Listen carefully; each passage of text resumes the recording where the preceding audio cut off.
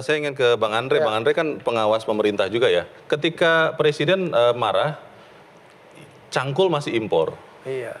sepatu tentara masih impor. Itu kan tidak boleh hanya berhenti di marah, tapi ada satu perbaikan setelah itu.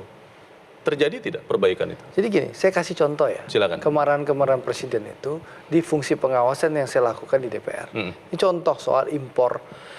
Contoh semen ya. Kita ini oversupply. Impor semen ya? Iya. Oke. Ini ada peraturan menterinya nih. Jadi kita ini oversupply semen. Kita oversupply, kebutuhan dalam negeri itu hanya 60 sampai 70 juta ton. Ya, satu. Kita bisa produksi oversupply jadi 120 juta ton. Setahun oversupply. ya? Iya. Oversupply-nya 120 juta? Nah, yang menarik ya, pemerintah waktu itu bikin yang namanya Permendak nomor 7 tahun 2018 tentang ketentuan impor semen dan klinker. Oke. Nah, waktu itu saya belum jadi anggota DPR. Saya masuk, saya hajar. Ya. Hajar itu artinya apa? Saya hajar, saya panggil Menteri Perdagangannya, saya panggil Menteri Perindustriannya, ngapain lu impor?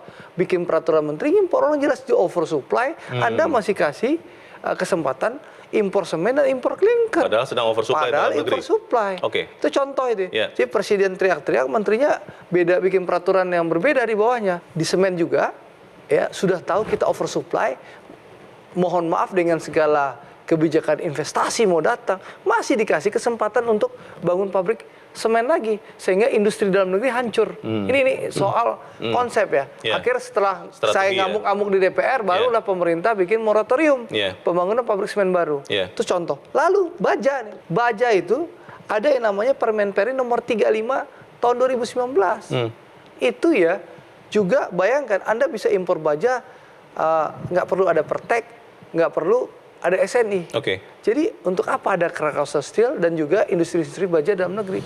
Itu juga setelah kita jitak dulu, kita marah-marah dulu, baru Permen Perinnya pun dirubah. Maksudnya Bang Andre, masalahnya... Jadi presiden boleh teriak-teriak, tapi kalau pengawasannya tidak cukup, ya menterinya bisa bikin permen-permen. Nah, permen-permen itulah yang cenderung peraturan menteri. Ya, peraturan menteri itu yang cenderung ya memudahkan impor, yang cenderung berpihak kepada importir. Jadi menterinya tidak setuju atau tidak searah dengan presidennya atau bagaimana itu?